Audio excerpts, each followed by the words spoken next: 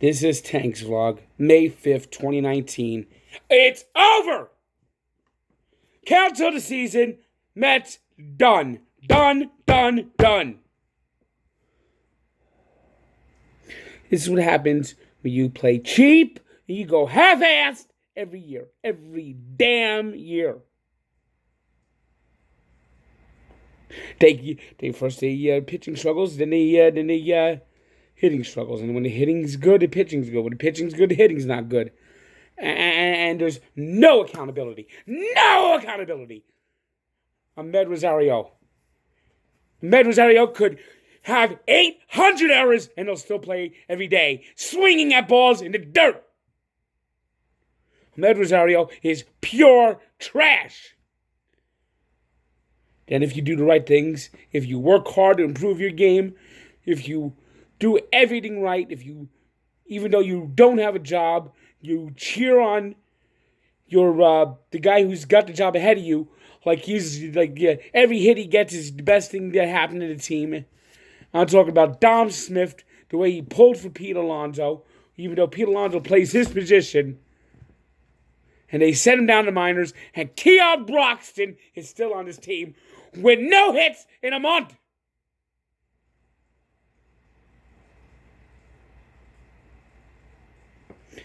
Todd Frazier is on his team, and he has no role on his team. You're telling me the Mets can't deal this guy? You're telling me there's nobody that needs a third baseman? I'm not asking to get anything for him back. A box of balls. Give me a break. And then two pitchers are sitting out there, Dallas Keuchel and Craig Kimbrell. And yet, no, we have Chris Flexen.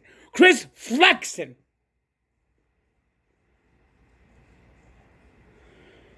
Right now, there's only two Mets that are worth a damn. Jeff McNeil and Pete Alonso. Robinson, Alomar Cano. It's like, what happens if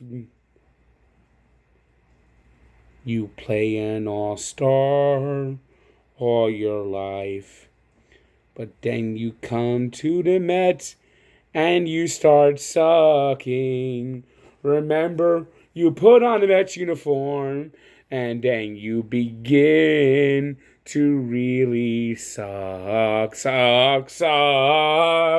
Hey, when will the Mets get some stars in their prime? They're too cheap. When will they get some stars that are worth to keep? You know, it's ridiculous. It is ridiculous every damn time. Alomar, bum when he comes to the Mets. And now Robinson Cano, a bum. Every ball, it's like rolling out to second base, rolling out to second base, rolling out to second base, rolling out to second base, rolling out to second base. He's been stuck on 24.99 for 5 days now. 5 days. And he's probably going to get no hits tomorrow. And now the Mets are now one game below 500. They're going to be below 500 the rest of the year. They will not sniff 500 again. Again! Another just dreadful season. And yet, every other team, they develop stars that are good. We get one or two. And the Mets don't like Jeff McNeil. They don't really like Jeff McNeil.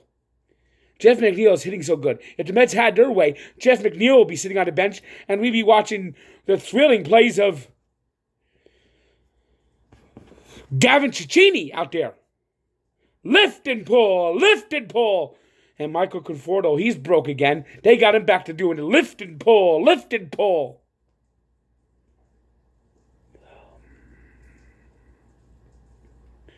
You know they're going to get swept. It's Sunday. Jason Vargas on the mound. Bullpen taxed. And this is when Vargas will always give his worst performance. When they need him the most is when he lets them down the most. I predict the Brewers will win Sunday 24-2. I predict we'll get no hits from Cano. I predict we'll get no hits from Nido. I predict we'll get no hits from Nemo. Here's another guy that's absolutely terrible right now. I predict that we'll get no hits and a couple of double plays from Todd Frazier. He loves rolling the ball out to the third baseman. It's like it's Funko season. How many damn ground balls does this team hit? This team has no talent. And a manager with no accountability. And I predict at least 2 errors for Amed Rosario. Who doesn't have to worry? He doesn't have to worry. He does not have to worry. There's no accountability here. It's like Cobra Kai. There is no accountability in this clubhouse. No, Mickey. Expectations will be kept low. So if we win a game, we're happy even though we suck. Yes, Mickey. We're not going to try hard. We're just going to go through the motions here in this clubhouse. Yes, Mickey.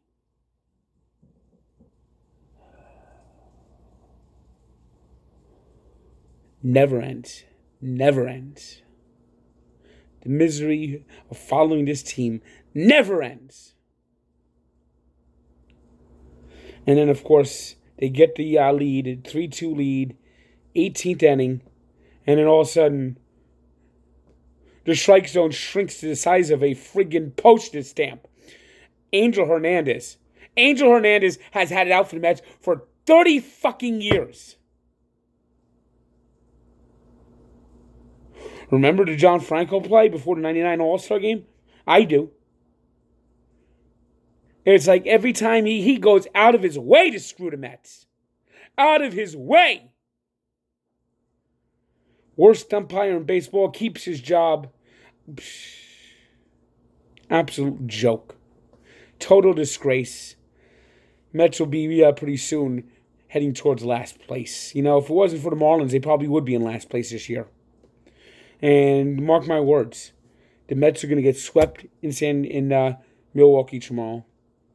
They'll be lucky to win one in San Diego. I think they get swept. They're going to come home and they're going to lose 2 out of 3 to the Marlins. Guarantee it.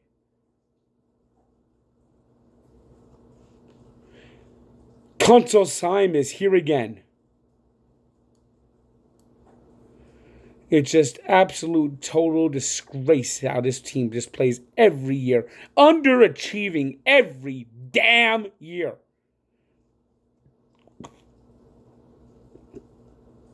Every damn year it underachieves. For 33 years, all they've ever done is underachieve. 33 years.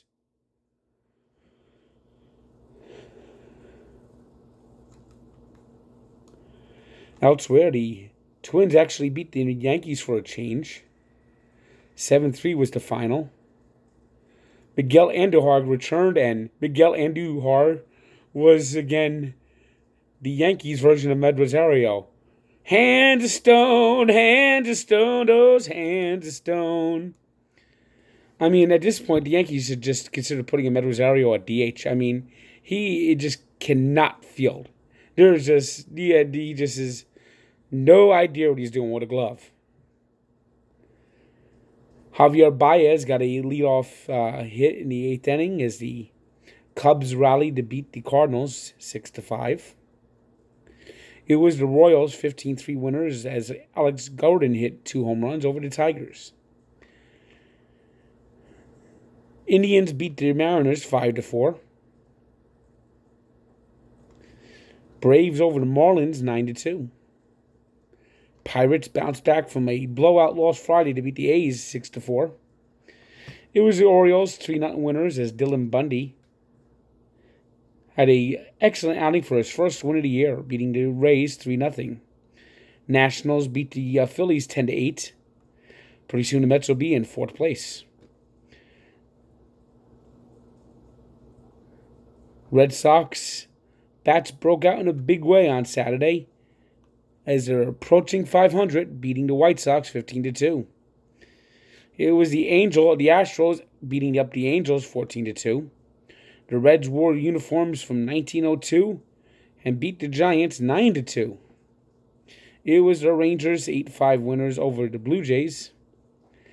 Diamondbacks over the Rockies 9-2. Dodgers edged the Padres 7-6. Boy, the Padres just have no idea what they're doing against the Dodgers. Never can beat the Dodgers. And, of course, they'll beat the Mets easily.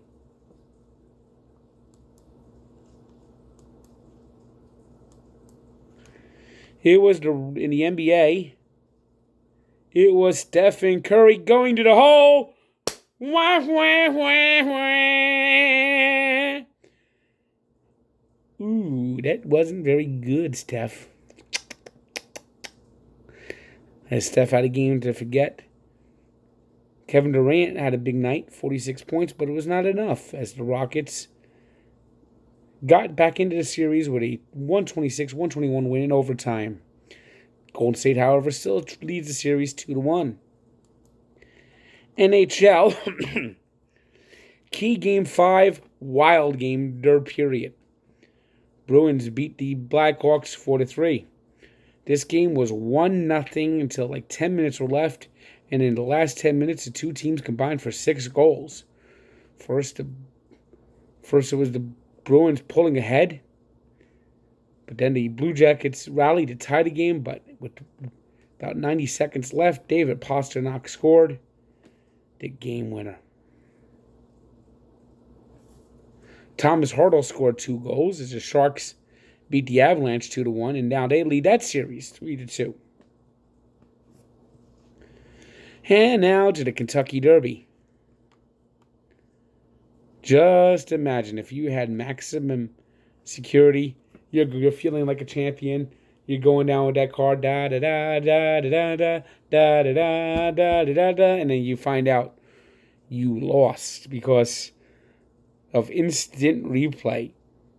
First time in 145 years that a race winner was disqualified in the Kentucky Derby, as it was ruled that he fouled the 20 horse, which was the eventual winner, Country House, and War of Will, just getting into the finish. And the horse did run a weird line. He did was all over the place. But I don't know, I don't like things like this. Unless there's an absolute, total, obvious call, I don't think you should be able to overturn a race. But those who had Country House paying off 65-1, right now they're celebrating.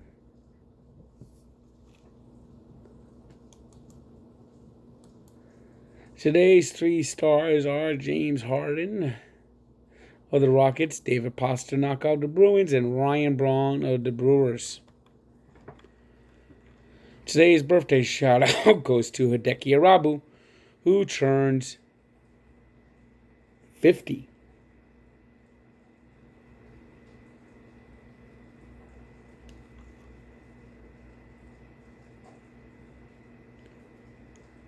Wait a second, Hideki Arabu is dead.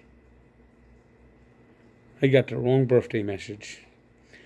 It's Charles Nagy's birthday. He turns 52.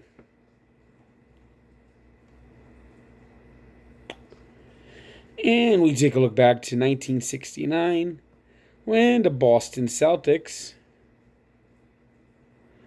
won their 11th championship in 13 years, beating the Lakers once again, 108-106 in Game 7. I love the story of this Game 7. The first 6 games of this series were all won by the home team. And the Lakers were so confident that they would win Game 7 at home, they printed flyers that said what the post-game festivities would be. That there would be a balloon drop, a band playing Happy Days Are Here Again, what players would be interviewed, the trophy presentation, everything was mapped out. And they put these flyers out on the chairs before the game. Well, the Boston Celtics got a hold of one of these flyers and decided to shove it up the Lakers' ass, and shove it up the Lakers' ass they did. So check out the full story of Barstool Sports and Sports Encyclopedia, where sports history lives. And the Mets die every goddamn day.